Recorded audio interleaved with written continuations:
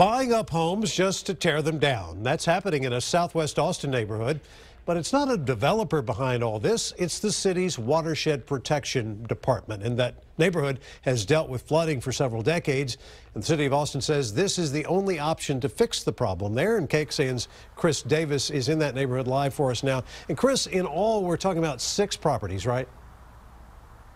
Yeah, that's right, Robert. We're talking about 5 houses and 1 empty lot. And this right here is the last house that has yet to be torn down. We're in the Oak Park neighborhood. It's down here in Oak Hill, just off of 290 and 71. And this house will be torn down as well here soon. And once it's torn down, it's going to look a lot like this, just a completely empty lot. So 4 of the 5 houses are basically in a straight line. Starting right here, it's going to go through this house here, and then there are 2 more houses on the next street over that have already been torn down as well. Basically, these properties are just going to be turned into one huge drainage ditch to try to direct water away from the other houses here in the neighborhood.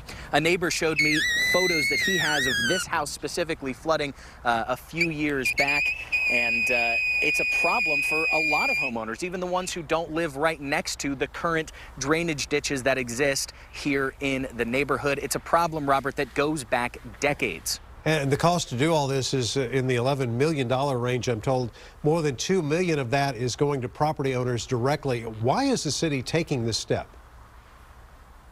Well, city engineers tell me it's really their only option here. They say whenever possible, they like to avoid having to buy people's houses just to tear them down. But in this case, they just could not avoid it.